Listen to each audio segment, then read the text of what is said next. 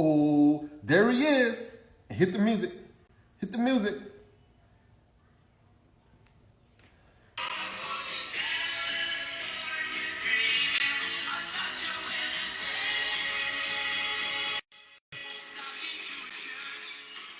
What's up?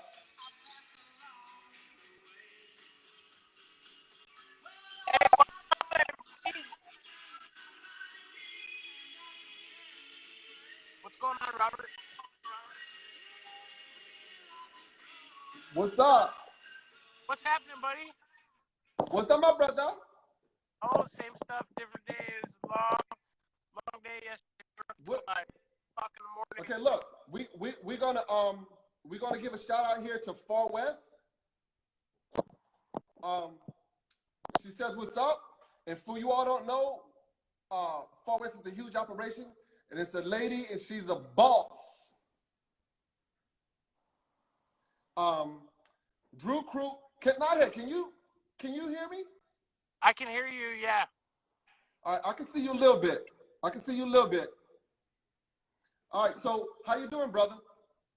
I'm good, just trying to stay busy, buddy. Man, you doing more than staying busy. Well, You working like crazy. Yeah, we stay pretty busy. So I got a couple questions I'm going to ask you first. Okay. All right, you ready? Yep. Do you have an overused phrase or word? Do I have an overused what? Do you have an overused phrase or word? Yeah, my overused phrase is F-bomb. All right. What is your least favorite thing to do? Homework with my kid. All right. What is your most favorite thing to do? I love being at the sawmill and building cool shit, man. All right. What is the one thing you would change about your spouse or significant other? Oh, you're trying to get me in trouble, man. Listen, let me tell you something. You can do one or two things with this, right? You could fumble it, or you could take it and run a touchdown. Well, I'll just stay safe and say everything's perfect. It's like,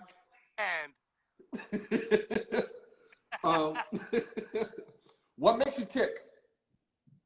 What makes me tick is doing cool stuff with wood, man. I mean, I've been a woodworker all my life, and at the end of the day, I go home and I'm pretty happy, and I enjoy my days every day, and this is just like an awesome thing for me. Okay. What irks you the most? Stupid people. And I know you're no stranger to that. we are not gonna go there, because you know they say common sense is not so common. It's not common at all. People don't have it. All right. Watching this knows it too. What sound makes you happiest? What? What sound makes you happiest? The sound of my saw going through some nice redwood out here in California. All right. What sound bothers you the most? Fingernails on a chalkboard, man. Sometimes people just, they keep talking, and it's like fingernails on a chalkboard when they're saying stupid shit. Okay. So your favorite curse word, you already said, is the F-bomb. Oh, yeah. All day long. All right. So Go ahead. Because I drop them all day long. What profession other than your own would you like to try? You know, I've had quite a few jobs in my days, and I don't really have anything that I would like to pursue other than doing what I'm doing. I mean, I worked in the solar business. I worked in a glass business. I worked in a manufacturing business before I went to school. What did you do in glass? Well, I like art glass windows, like stained glass windows, like big fancy windows for big fancy houses, like church windows and Okay. stuff like glass. Nice. And Nice. Okay. go ahead. All right. And last, um, what would you like on your tombstone? What would I like? What? On your tombstone, what would it say? You know, hopefully I won't have one. Hopefully I'm gonna live forever. California dreaming. All right. So, all right, let's get started. So what we're gonna do is we're gonna start from high school to where you are now. Then we'll talk about your process and how you were able to blow up. Man, why you gotta bring back high school? Because that's when you really started to hustle. Yeah, did most people not really like high school? Say that again? Didn't most people not really like high school? After high school. I love high school. How could you not like high school? It's high school. So, in high school was like when I really became interested in woodworking. You know, back when that's why we went there. Right. Go ahead. And back when I was in high school, we still had a shop program in the town that I grew up. So I got into the shop program and I kind of excelled in there and did pretty good with it and enjoyed building things. So that kind of let me ask you, did you have a beard? Did you have a beard? Did I have a beard? Yeah. In high school? Yeah. Of course I did. I've always had a beard. Okay. Okay, wait a second. Yeah. What part of California are you in? We're Northern California. We're about an hour south of Sacramento. Okay. All right. Keep it like Far West Forest Products and the Urban Lumber Network. Jennifer Algiers. Okay. I'm about a half from her. Okay. All right. So what's up, Great Plains? What's up, Rustic River? All right, keep it moving, brother. So that in high school when I was in the shop class, that kind of jump started my woodworking career, so to speak, or what, you know, I figured out that I liked doing that. So I kind of excelled at it, and after high school, I got a job working for a fine furniture builder that's here local in this area. Okay. And there was a lot of good guys working there. A lot of guys that had been woodworkers for years and years and years. So I learned a lot of woodworking skills from some old timers that did things that not everybody does nowadays. A lot of are building stuff just to make a buck, and the place that I went to work was building stuff to make money, but they were building heirloom quality furniture, and they're still in business today. And some of the same people that were there when I was there 25 years ago are still there working now. Wow. So I learned a lot of things from a lot of guys that literally have just tons and tons of years in business. And so one of the things that I think inspired me to, you know, do good at woodworking was learning how to do a bunch of stuff that the average everyday woodworker doesn't know how to do. And I learned from older guys that have been around for a long time. So a lot of the ins and outs, like hand cutting dovetails and you know, just simple things like that most people just can't do, you know, and don't take the time to learn how to do. And I was taught a lot of that kind of stuff, and I was taught a lot about finishing processes and you know, just general safety stuff with tools and how to use tools properly. And so that kind of started my woodworking career. And after a few years working there, I kind of got the bug to go to school. So I ended up keeping that company. I went to school to pursue an engineering degree, and that's I went was in Arizona. So I ended up moving, like picking everything up and moving like 10 hours from home. And because I decided that I wanted to be in a different aspect of things. I wanted to be in the design side of things. So I went to school in Arizona. Like I left that company. I went to school in Arizona, and my family had a stained glass business when I was growing up. Kind of Ah, like like a small business, not really a mainstay, but something that started as a hobby and then turned into a business. So I was what's already up, Matt? doing like large scale stained glass windows.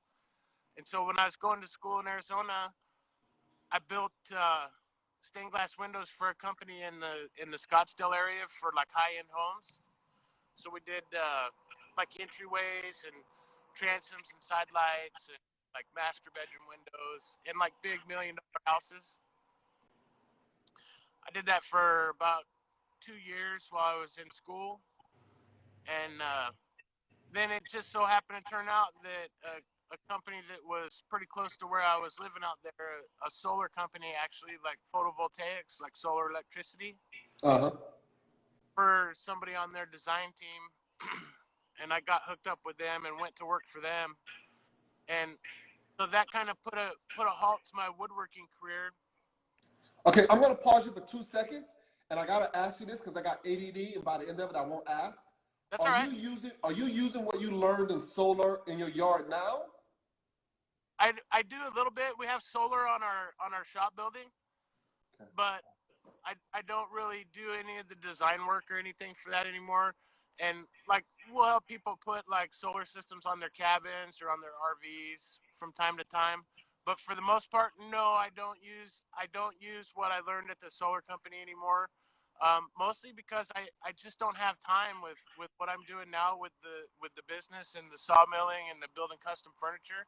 There's just no time left in my day for any of that stuff. Right, I'm with you. So anyways, when I was at the solar company, I worked on the engineering team, and I started there.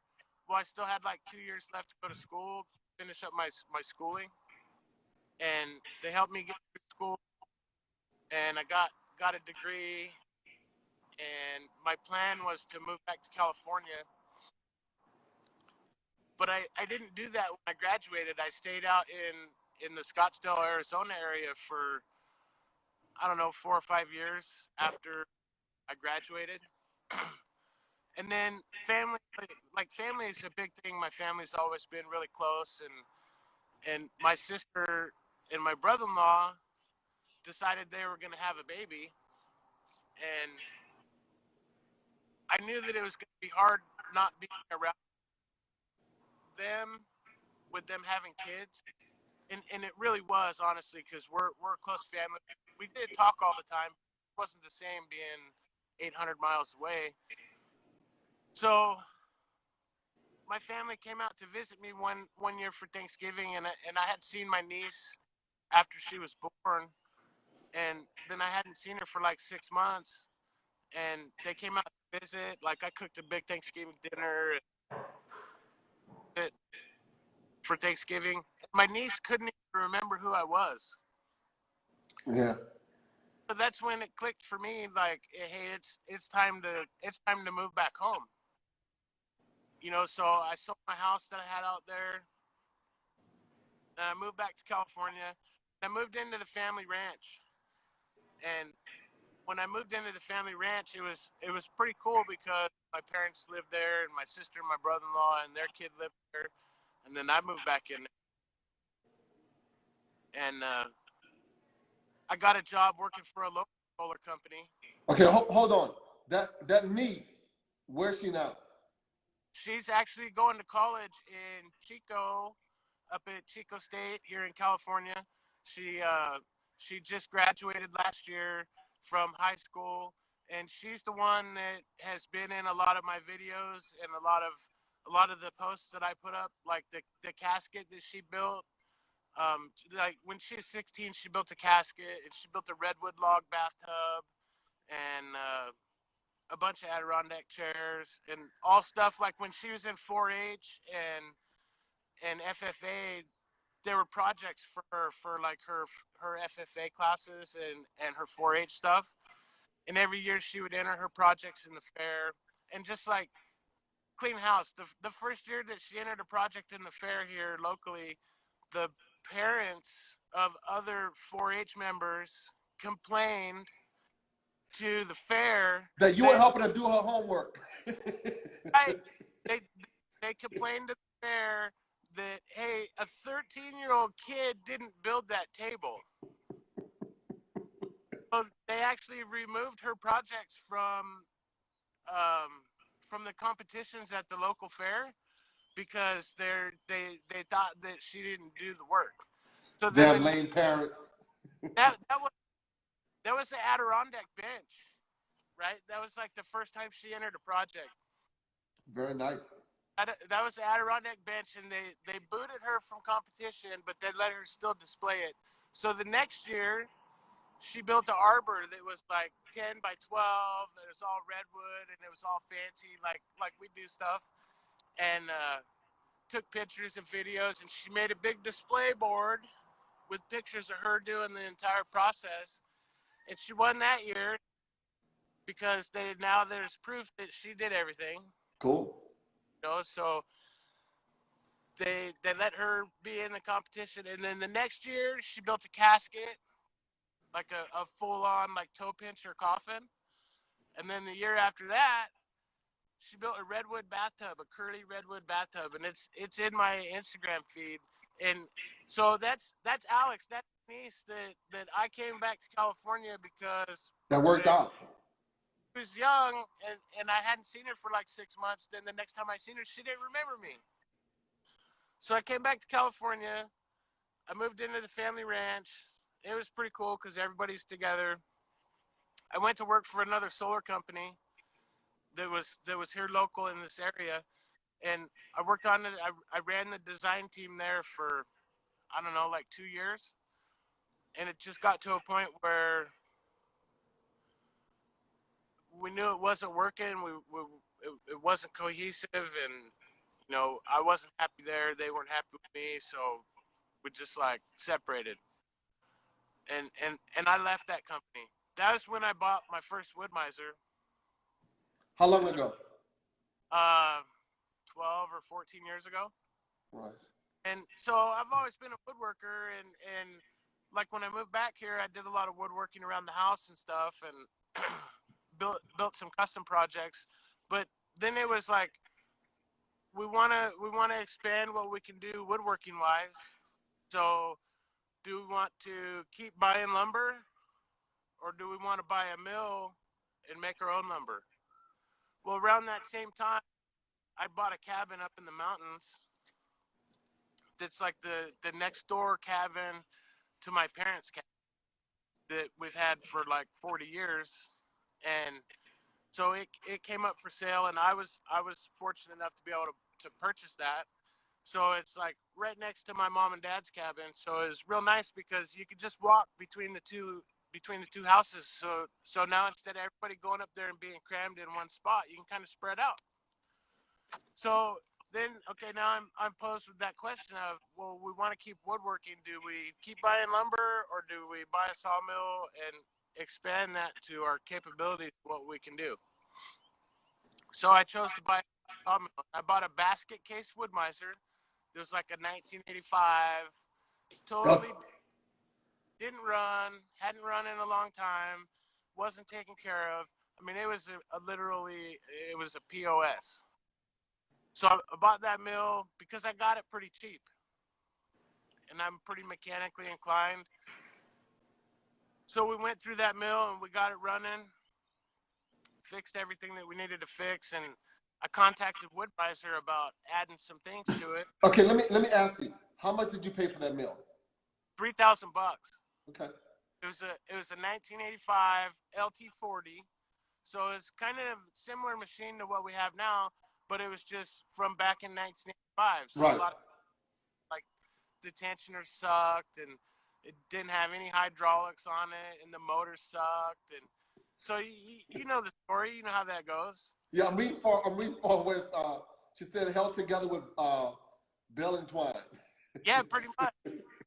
And so that's what my first mill was. Other than like a chainsaw mill. I mean, I had chainsaw mills, but I don't really think of that as a mill, you know. Yeah, to me, a chainsaw mill ain't nothing but work.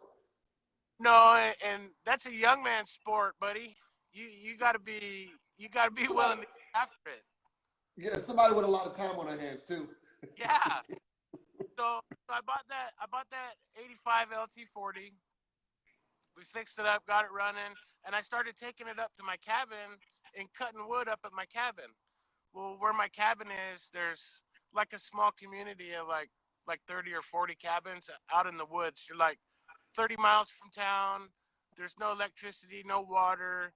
So I got one of the only cabins on the mountain that's like totally self-contained. Got all kinds of solar stuff there, so I can go there for like a week and not have to worry about power.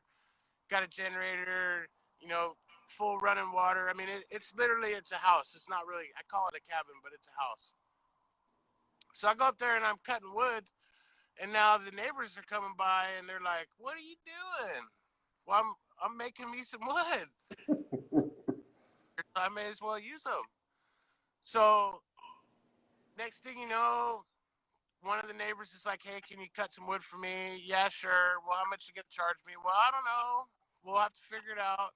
So that's where my milling for hire really kind of started, and where I tried to figure things out, because I didn't have anybody to talk to about it. I didn't have any help. So figured things out a little bit at a time. Made a lot of mistakes. Tore up a lot of wood. Didn't make any money. Did a lot of favors. Did a lot of favors, but I ended up cutting a lot of wood for people up there where those cabins are. I cut like 2 or 3 different house kits that are like in houses from start to finish, all with lumber off of my mill. So it's about that time that I realized, hey, if I want to use this to add to my income stream, I'm not going to be able to use a 1985 piece of crap mill that, yeah, it works, but it's slow. It's all manual. It's just hard going. So I started looking around. Let me. Do you still have it? No, I do not. I sold it when I bought the LT40 that I have now. I sold it, and I sold it because I knew I'd never use it again. All right. What'd you sell it for? Like $8,500. We did pretty because we got to put a lot of things on it that weren't there. Like, we added a log turner to it, we added tow boards to it, and you know, we fixed up the motor, and we put a drip system on it. We used all Wood-Mizer parts, so it didn't really take away from the value. It added to the value. Increased. Right.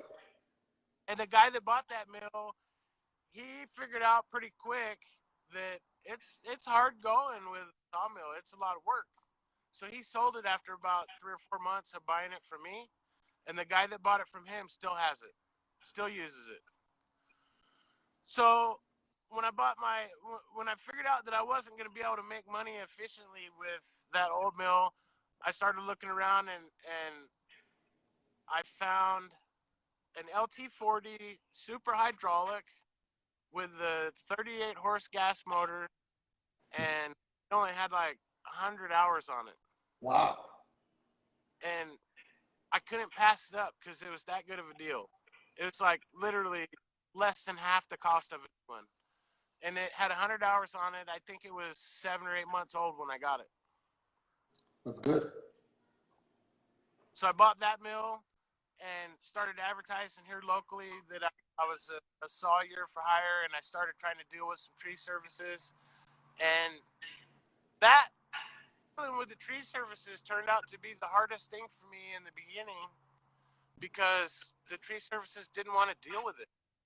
They didn't want to have to try to schedule somebody to come and pick up logs. They want to get in, get the job done, and get out as quick as possible so they can make the most amount of money. So that was the hardest thing for me, getting wood into my place. Yeah, But, when I first started, I had a van and a trailer, right?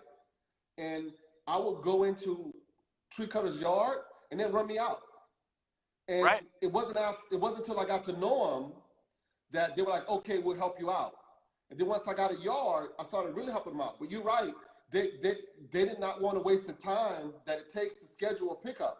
They want to drop and go. Right, and around here in this area, it was even worse. It was pretty bad for me when I first started trying to get wood in here, because just nobody wanted to deal with it. They were all they want to get in, get out, and get done as quick as possible. Habits. And they just didn't want to deal with it. But I was persistent. I could be annoying if I want to be annoying. So I just would start bugging these tree guys, and I would just like, I've already talked to these guys 4 or 5 times. They're over there cutting a tree. I'm going to go get that tree. So I started stopping at their job sites. And when I started stopping at their job sites, they'd be like, get out of here. Well, then I started stopping at their job sites with my trailer. And when I started stopping at their job sites with my trailer, then they're like, okay, we'll load it on there for you. It makes sense, right? Right. And so after a few times of doing that, and they're realizing, hey, we don't have to cut these up into smaller pieces. We're saving a lot of time. We don't have to dump them. We don't have to do anything with them except for take them down and put them on his trailer. That's when the phone call started for me. Yep. When I got in with one, and they realized that they were going to save time and save money by me taking their logs off their hands. You showed them how to make their business more efficient. Right, and so then it like light bulb Yep. went off. That was my pitch to dealing with new tree services now, is trying to explain to them, hey, you're doing a good thing by letting us get your logs, because you're keeping the logs out of the landfill. Yeah, saving the wood. You're getting the wood back in the hands of people that are going to use it for something instead of just turning it into trash. And you're going to save a ton of money because you're not paying your guys to cut it up into smaller pieces. Yep, go to the next job. You're not hauling it. You're not dumping it. You're having me pick it up. So I had to be persistent, but I was able to start getting wood coming in here to my yard. So I did cut for hire for a long time, and like I went portable. Like every week I was portable, because I was cutting for other people. While I was trying to get in with the tree services to be able to, recover the logs, I was out cutting portable, and that started getting old. Being on the road all the time, because I was gone for 4 or 5 days a week, and always worn out, always traveling. So then as I started getting a steady supply of wood coming in here, then I kind of transitioned the business a little bit to be, instead of being out portable all the time, I'm able to get people to bring their wood in here, because people are seeing that it's not quite so difficult if you have a way to load it to be able to get it here. And it can save them money too, because they're not going to do all the traveling. Exactly. So that's kind of how things transitioned for me. And as time went on and the word got out, and I did a little bit of advertising on Craigslist, but not a whole lot. I was very active on Facebook and very active here on Instagram. Very active talking with Woodmiser, like Jennifer at the Woodmiser here in California. Good people. I talk to her every couple of days. Now we talk every couple of weeks or every few weeks, but I still talk to her a lot. And even her daughter, who works in the office now, I talk to them quite a bit. Kind of friends over the years. Yeah, because when her and I talked, she mentioned you quite a bit. Yeah, we talk a lot, and being as though they're only like an hour and a half away, you know, like every time I order something large from Woodmiser, I don't usually have them delivered. I usually just go pick it up, you know, and Yep. I'm up there. Relationships. I'm up there at their yard at least 3 or 4 times a year, you know, and when she has her open houses, I go up there to help, you know, support her and network and talk to people. And, you know, it's kind of funny because when I first met her, when I bought that first mill and I went there looking for parts, she kind of, you know, they kind of looked at me kind of funny because I bought this old piece of shit mill, you know, and because I didn't want to spend $30,000 or $40,000 on a new one. So I'm there ordering a bunch of parts for that mill, and they're like, "Well, if you know, if you need help, let us know, and we hope it goes good for you." And I'm like, you know what? I'm gonna be annoying to you because I'm gonna be here all the time. And so like a couple years ago at an open house, we were kind of talking and reminiscing, and I told her, I says, "Remember that first time I met you, and I told you I was gonna be annoying to you?" That's what relationships are about, man. It's just one of those things. It's weird how, you know, friendships, you know, develop and work out. Yep. So I kind of transitioned the business over from being out portable all the time. What's up, Jill Veneer? Go ahead. Now I'm able to get people that are, you know, more willing to bring their wood here. And then the urban wood movement thing started blowing up, you know, and it's kind of really taken off in the last few years. And so that made me even busier here. And now that I have a pretty steady supply of logs, you know, I don't know, 5 or 6 years ago, we started cutting wood here and keeping it here so that we could sell to the local woodworkers. You know, I always tried to have a few pieces here that the woodworkers could buy. But when I first started cutting for here, I was cutting lumber. It kind of sucked because you're taking a log and you're breaking it down into 100 pieces, and then you got to stack 100 pieces, and then you got guys that come over and they're like, "Oh, well, I can get this at Home Depot for $2.50." Yeah, well, go to Home Depot and get it for $2.50. Not the same. I got to feed my family, and then I've always Tough fact and set. fancy tables. I'm like, you know what? I'm just gonna start cutting slabs. I'm just gonna cut slabs because I don't want to deal with lumber. I don't want to stack hundreds of pieces a day. I just want to cut slabs. And if anything, if I don't sell them, we'll just use them for inventory, and we'll have them to be able to like build custom tables with.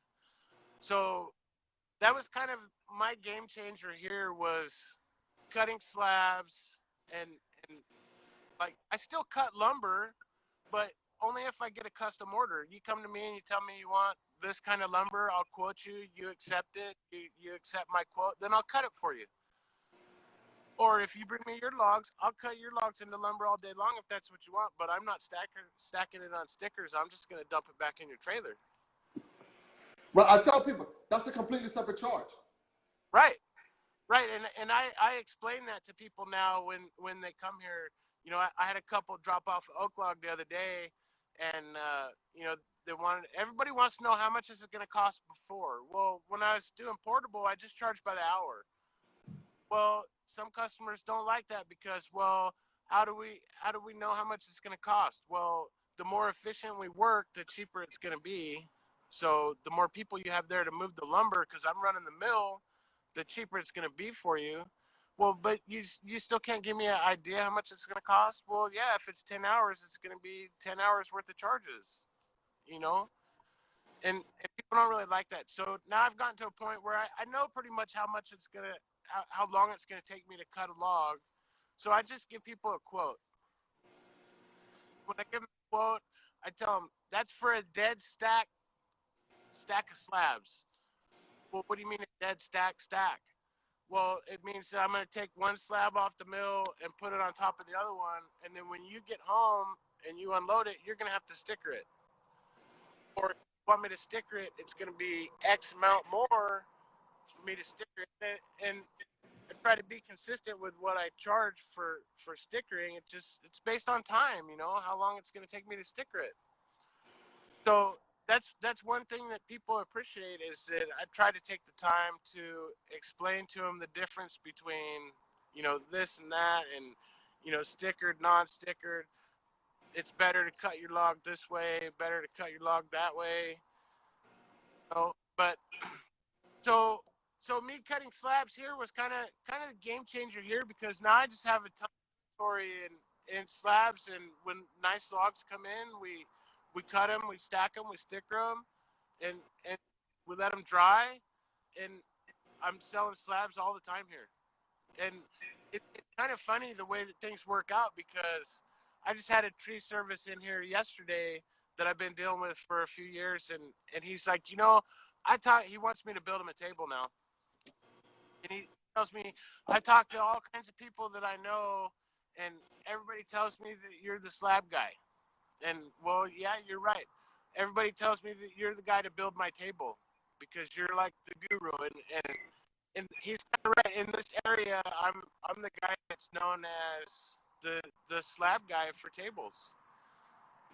So it's kind of, it's nice the way that things have worked out. And the more I did, and the more I posted on Facebook and Instagram, and just did my little bit of networking that I've been able to do, things kind of just blew up in my face. So this hobby slash I want to do some kind of business out of it, it kind of blew up in my face into a really good thing. Okay, so let me ask you, how many tree cutters do you work with? On a regular basis, probably 6 or 8. And How often do they dump in your yard? Well, I used to be out picking up logs at least 2 to 3 times a week, and then I had a few that would bring logs by 2 to 3 times a week.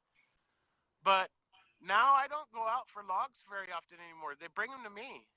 Yep, that's me. I park my trailer. I do still go out to get logs, but not 2 or 3 times a week like I used to. And no kingfisher. Most of the time they're bringing them in, and one of the things that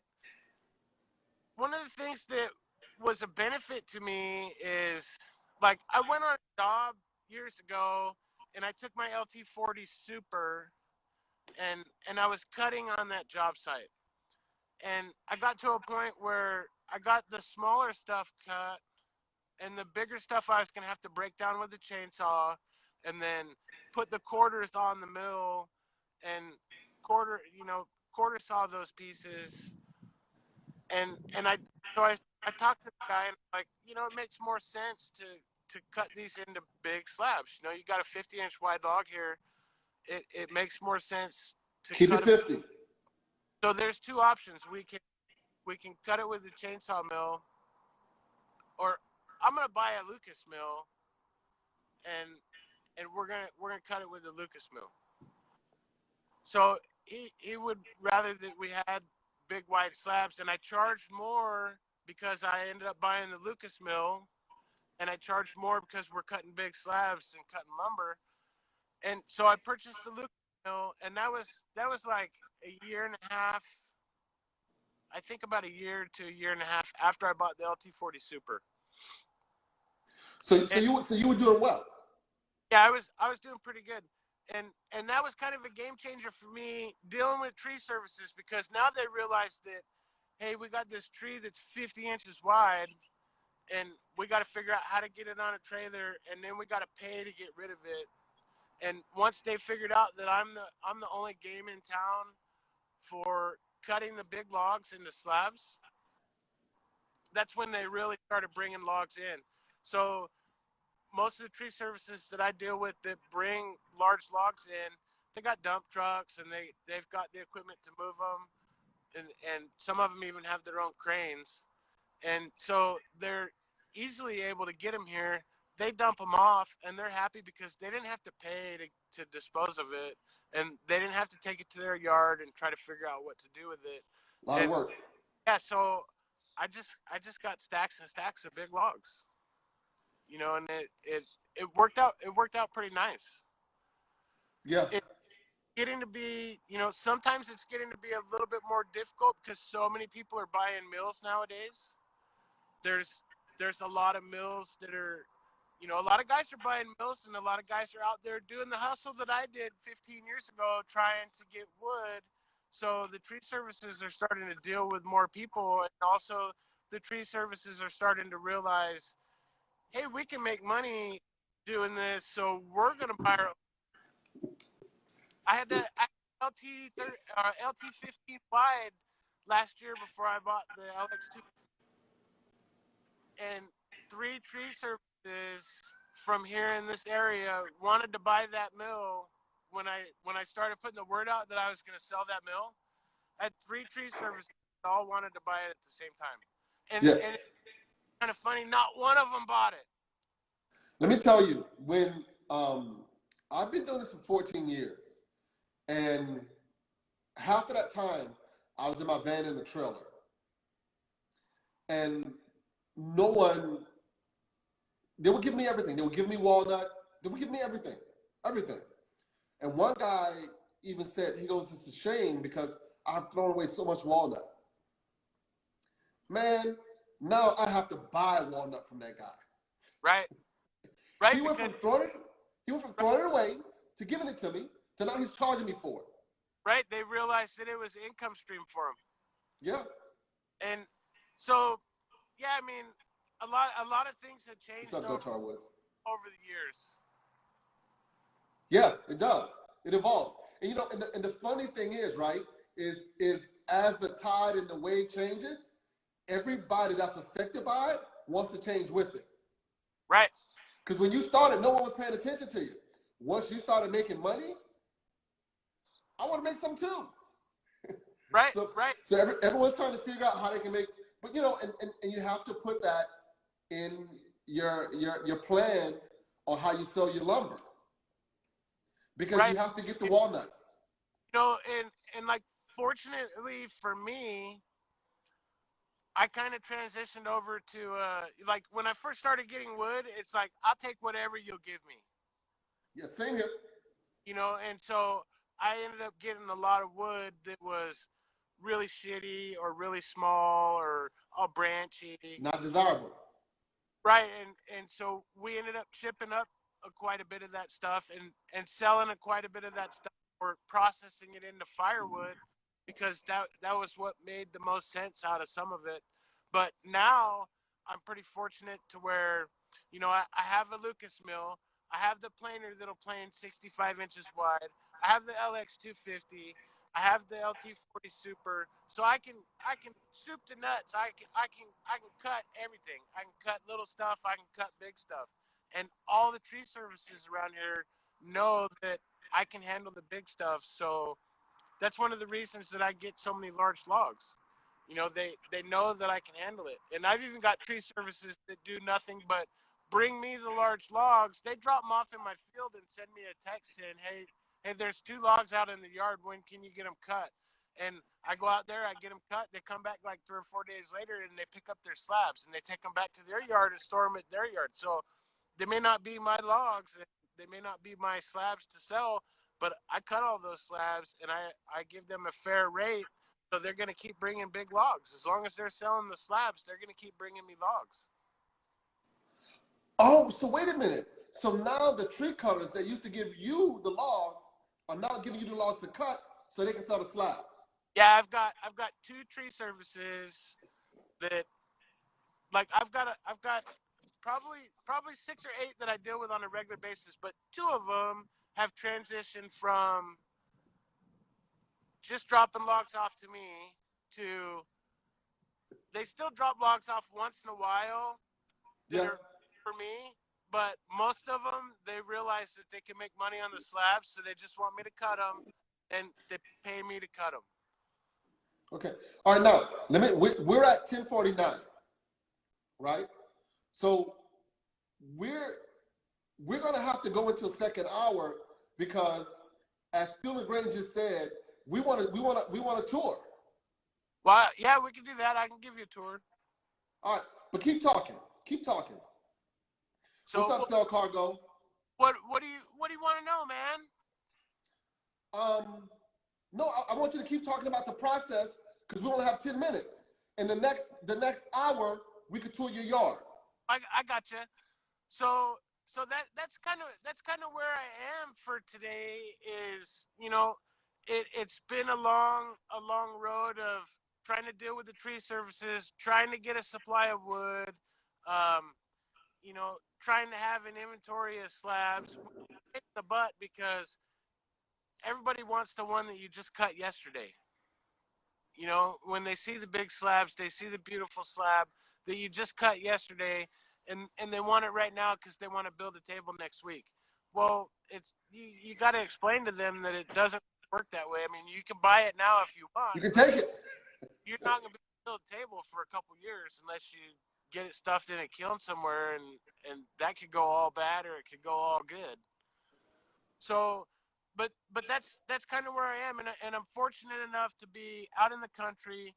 So I have a little bit of property here.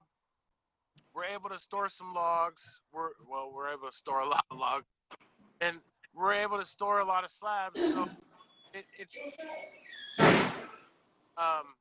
I have a pretty steady source of logs. I've got a pretty nice inventory of slabs. I deal with a lot of woodworkers. A lot of the local woodworkers that are on Instagram. It's kind of funny because I can't go anywhere without seeing a woodworker that knows me from Instagram. I go to Lowe's. There's all let me tell you. I wanted to be a politician, right? I worked in the White House. I worked on Capitol Hill, and I remember a buddy of mine. He's a great friend of mine. He does a podcast. It's called Blacklumberjack. Harvard guy, Howard guy. And when we were younger, he was telling me, Robert, the idea is not for you to know everyone. The plan is for everyone to know you. Right. And that's the way that it works. And it's kind of funny because when I go to a home center, like I go to get hardware, I go to get a box of screws, and I see somebody at Home Depot. I just went to Home Depot the other day to buy a little a DeWalt saw that they had on sale, and I'm walking down the aisle to the tool area, and I pass by 3 different guys that I know that come in here and buy wood.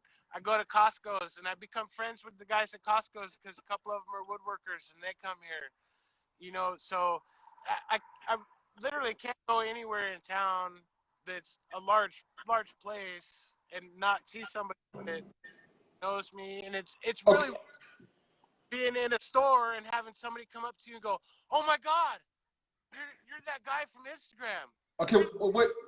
I got a question for you. When are you running for mayor? I'm not. I drop too many F-bombs. They'd kick me out.